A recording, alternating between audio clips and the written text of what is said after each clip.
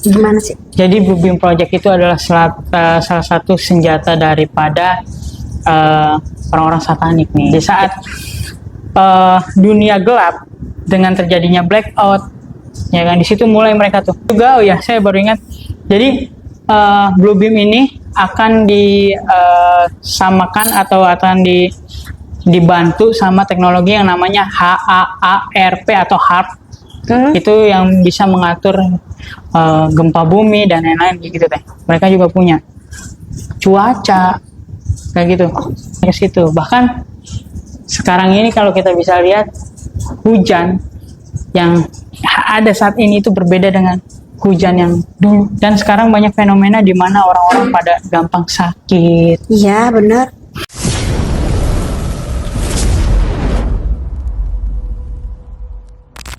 Saya mau ngebahas tentang konspirasi atau dunia di balik dunia gitu ya. Karena memang kenapa kok pada pertanyaan TV ini bahas ini mulu? Ya karena seru gitu kan. Banyak yang kita pingin tahu nih, apa sih di balik dunia itu ada apa aja sih dengan segala rencana-rencana gitu ya. Nah, langsung aja ya biar Mas Rizky yang bercerita. Oke Mas, gimana? Iya teh, jadi sebenarnya dunia di balik dunia ini memang selama ini kan kita cuma tahu apa yang kita pelajari aja. Ya. Tapi faktanya banyak sekali yang ditutup-tutupi sama bisa dibilang pemuja iblis lah gitu teh. Banyak hal yang nggak kita tahu seperti rencana-rencana mereka seperti apa ke depannya, dan juga ada hal-hal yang mungkin sudah terjadi tapi teman-teman nggak sadar. Nah, gitu kan. Contohnya ada beberapa yang kita mau bahas ini terkait Bluebeam Project. Bluebeam Project. Oke. Bluebeam Project. Jadi itu apa sih? Gimana sih? Jadi Bluebeam Project itu adalah salah satu senjata daripada orang-orang satanik nih. Jadi senjatanya ini bukannya untuk menghancurkan, bukannya untuk membunuh, tapi ini untuk menjauhkan kita daripada kepercayaan kita pada saat hari ini teh. Oh, dari dia lebih menyerang ke keyakinan ya? Keyakinan, lebih keyakinan, ke mental dan lain-lain. Psikologi ya, Mas? Psikologi juga iya. Jadi sebenarnya mereka ini sudah pelan-pelan menyusupi itu, tapi kita tak sadar kalau kita udah ada di dalam lingkaran itu, teman-teman. Jadi saya jelaskan lagi ya, Bluebeam Project itu adalah satu alat yang bisa dibilang satu proyektor besar, nantinya akan ditembakkan ke langit. Jadi proyektor itu akan berbentuk misalkan contoh gambar-gambar Yesus, Buddha, Hindu, dan ada ciptaan-ciptaan ilahi yang berbau dengan Muslim. Oke. Gitu. Jadi kita bisa dilihat misalkan contoh ada lafaz Allah gitu. Ada gambar Yesus, ada apa. Nah, itu hati-hati. Kebanyakan yang seperti itu adalah senjata dari proyektor Bluebeam itu. Tujuannya apa sih kan gitu kan? Tujuannya apa sih diciptakannya itu? Jadi tujuannya adalah nanti ada hal khusus gitu teh. Jadi yang kita lihat itu nanti akan berbicara teh. Dan itu kita bisa dengar. Dan kita nyangkanya itu pasti akan, wah ini adalah mukjizat. Padahal itu adalah teknologi. Jadi si yang muncul tadi itu dari berbagai agama itu nanti dia akan bilang, selama ini kita harus percaya sama agama yang akan mereka buat. Jadi ada agama baru nanti, teman-teman. Jadi tapi mereka tuh isinya mereka semua. Iya, isinya ya tentu agama baru itu yang diciptakan oleh si satanik itu sendiri, para pemuja iblis. Jadi nanti kita di situ yang tadinya kita udah percaya sama Tuhan Yesus, sama Buddha, sama Siwa, sama Nabi Muhammad dan lain-lain itu akan luntur. Project mereka. Karena selama ini mereka itu menyusupannya lewat teknologi seperti contoh 5G. Mohon maaf gitu ya. 5G itu dibuat juga untuk mengontrol kita. Jadi nanti tanpa disadari tuh kayak di pikiran kita tuh kayak ada yang berbicara, ini yang tadi saya bilang, lewat gelombang frekuensi namanya. Nah itu udah disiapkan sama mereka, dan kita tahu juga kan namanya radiasi itu kan berbahaya. Ya, tapi sekarang dianggapnya lumrah. Itu adalah teknologi mereka nanti untuk penyusupan. Di saat dunia gelap dengan terjadinya blackout, ya kan, di situ mulai mereka tuh menunjukkan bahwa nanti ada gambar, misalkan contoh ya, ada Tuhan Yesus di kota ini yang biasanya diincarnya gini teh, mereka mencarinya negara-negara yang dimana besar pengikutnya. Misalkan kalau di mayoritas ya kan, kalau misalkan di mana ya, di luar negeri lah taruhlah. Nah itu kan lebih percaya dengan kekristenan, nanti akan dikeluarkan tokoh kekristenan. Misalkan di Indonesia, nanti Indonesia juga dikeluarkan dari tokoh-tokoh ilahi itu. Tujuannya apa? Nah tujuannya nanti yang kita lihat di atas ini, dia itu berbicara yang tadi saya bilang, kalau selama ini yang kita anut itu, kita harus menganutnya sebenarnya ke arahnya ke sini. Oh my god. Jadi intinya, bukan apa yang kita anut tuh salah. Nah, itu harusnya yang baik tuh ini. Nah, ada agama baru ya, bukan agama yang udah ada. Yang ada ini. Oh Tuhan. Ada agama baru. Kompleks sekali. Agama baru yang bilang, wah kalau kita kayak gitu kita percaya nggak? Kan kita ngeliatnya, wah iya itu Tuhan yang kita lihat ya kan, Tuhan yang selama ini yang ada di Alkitab, yang di Al-Quran, di apa itu, wah iya. Kalau kita nggak tahu, kita pasti percaya sama fenomena itu. Dan ya udah akhirnya kayak, iya udah deh, gue tinggalin aja agama ini karena Tuhan gue nyuruhnya kita kesini. Ngeri ya. Begitulah mereka. Ya Allah, lindungilah hamba-Mu ini ya Allah. Nah, makanya kita patutnya saat ini untuk berdoa, untuk memohon kepadanya kembali lagi teman-teman. Jadi sebenarnya nggak usah takut dan khawatir juga sih, kembali lagi kepada iman dan kepercayaan kita aja, kayak gitu. Makanya Project Bluebeam ini kalau kita nggak sadar, kita nggak bangun dari sekarang, kita akan ke bawah sama mereka. Iya benar, aku setuju sih seperti itu. Jadi gimana? Jadi fenomena-fenomena yang nanti akan mereka buat itu ya harus kita waspadai lah, intinya kayak gitu teh. Jadi jangan mudah percaya, karena kalau teman-teman mau cari semua kebenarannya seperti apa, balik lagi kepada kitab-kitab teman-teman yang saat ini ada di rak-rak tuh, teman-teman angkat lagi, teman-teman bersihin lagi dari debu, teman-teman baca lagi gitu.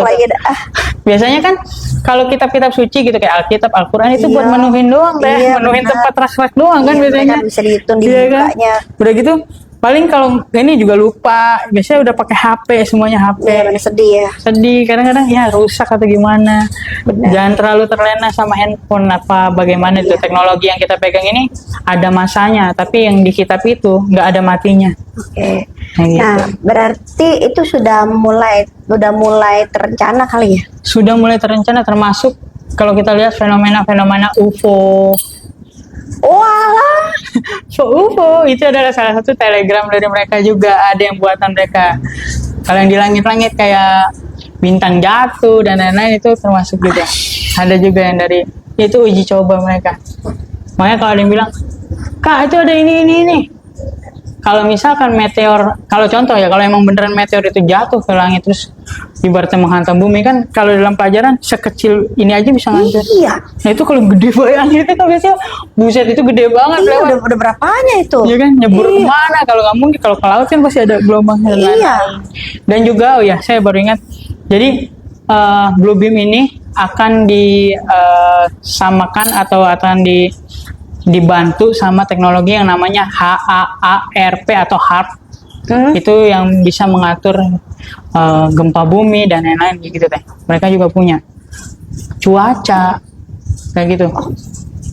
Mereka punya ke situ. Bahkan sekarang ini kalau kita bisa lihat hujan yang ada saat ini itu berbeda dengan hujan yang dulu.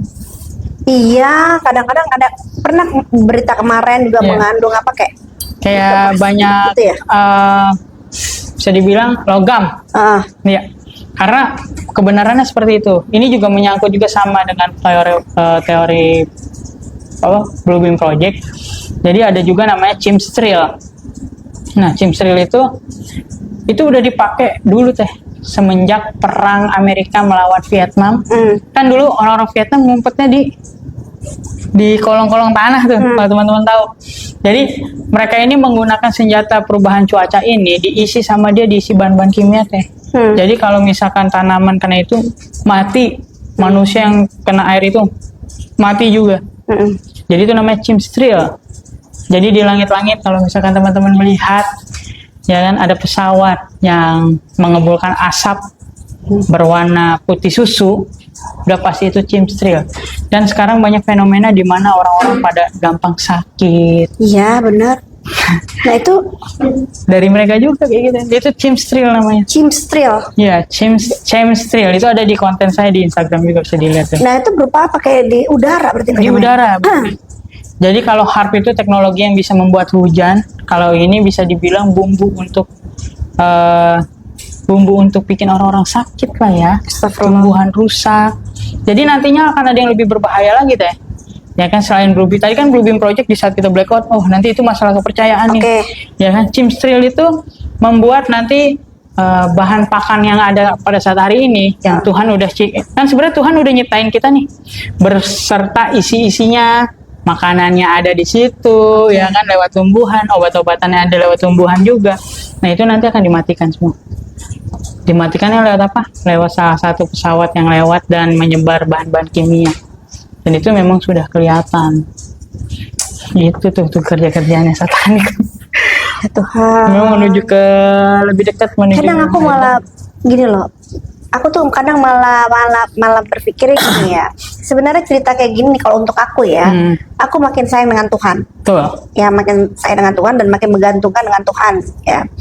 Jadi aku bisa berpikir begini. Bencana yang Tuhan kasih seperti banjir atau apalah atau apa, kalau kita ambil dari sisi negatifnya kan, oh ya itu sebuah kesedihan ya. Yap. Tapi bisa jadi cara Tuhan membersihkan nggak sih? Betul. Bisa ada hal ke situnya dari bahan-bahan yang tadi itu juga. Iya kan, istilahnya ya Tuhan kan tetap punya andil dan kuasa ya. Memang sekarang masih diliatin aja nih kelihatannya, masih saya pantau bahasa manusianya gitu kan. Cuman kan saya selalu percaya Tuhan tuh kan baik banget. Baik banget, dan beliau punya caranya sendiri untuk menghempaskan hal seperti itu. Bisa jadi bencana-bencana alam gitu segala macam gitu kan ya, cara untuk menghapuskan itu gitu loh. Betul. Ya kan? Jadi memang banyak cara Tuhan yang nggak bisa kita selami, tapi Tuhan udah rencanakan itu baik untuk kita gitu. Iya. Terkadang ya kan banyak kan bilang, oh ini bencana begini nih. Ternyata iya loh, lu lagi dibersihin dari kejahatan-kejahatan tangan-tangan manusia-manusia yang dikendalikan oleh iblis. Iya, gitu. benar. Yang kerakusan seperti itu. Nah, karena gila sih, serem sih. Maksudnya sampai ke masalah reproduksi, masalah ke makanan, semuanya. Makanan gitu kan ya. Terus masalah keyakinan, sampai dia ada ide gitu loh. Kalau dia bisa berpikir bahwa harus ke masalah soal bikin gambar-gambar di langit kayak gitu kan. Sampai hal spesifik itu mereka masuk. Ya karena kan mereka mikirnya gini Kak, kita ini udah terdoktrin sama kepercayaan yang ada kan. Dan juga mereka juga banyak sekali ngambil dari kutipan-kutipan ayat atau bacaan-bacaan yang ada di kitab-kitab kita. Nah mereka itu akan menubuatkan, tapi kadang gini, nubuat itu bisa datang dari Tuhan, bisa datang dari mereka, tergantung dari iman dan kepercayaan kita. Makanya kita harus lebih dekat lagi dan kenal lagi Tuhan kita siapa, supaya kita tahu nih mana yang benar. Karena yang bisa menyelamatkan itu Kak, tentunya diri kita sendiri sih. Kayak gitu. Kalau kita nggak sadar dari sekarang, ya udah kita akan tenggelam kayak gitu. Iya. Nah, buat teman-teman yang nonton ini nih, jadi kalian ambil positifnya gitu, bahwa kalian tahu harus kalian bergantung kepada siapa. Betul. Gitu kan.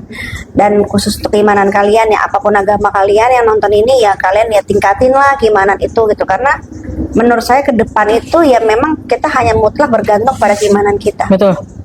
Jangan sampai nih kita udah bagus nih, endingnya malah nggak bagus. Nah, ya iya, jangan sampai akhirnya kayak gitu. Sekarang kan sebenarnya hidup itu yang penting kan endingnya. Betul. Endingnya ketika kamu pulang dari dunia ini, endingnya seperti apa gitu loh. Jangan endingnya udah bagus dari pertengahan, terus endingnya tuh malah merosot ke sono ya, malah ikut ke sana. Iya, karena ada salah satu sahabatku ya, dia dari awal sampai setengah itu bagus sekali. Keimanannya, kehidupannya, keyakinannya bagus. Dia disentil oleh sebuah keadaan gitu ya.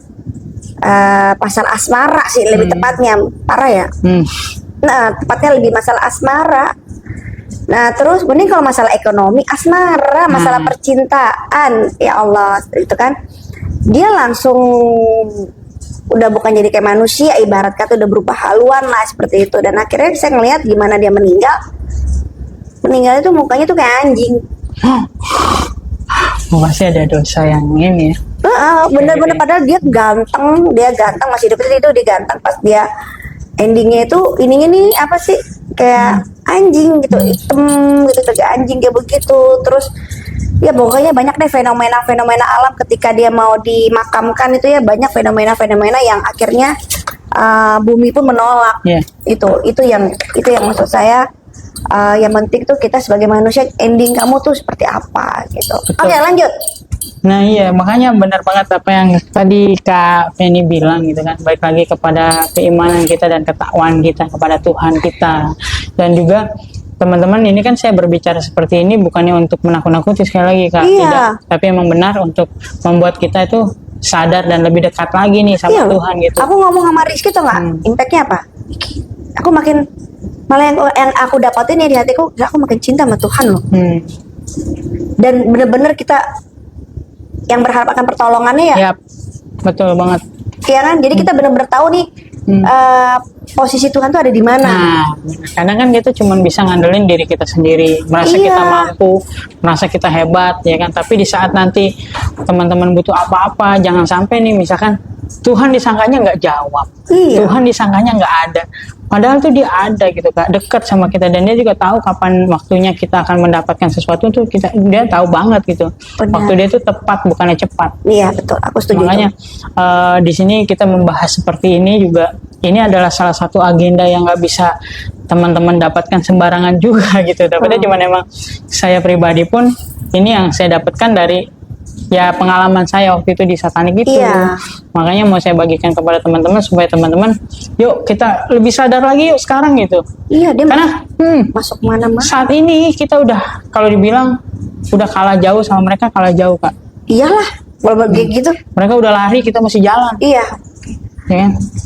Kayak mereka tuh jadi kayak sutradara. Nah, tapi ada tapinya nih. Ya kan, walaupun mereka lari, kita ingat lari itu bisa jatuh.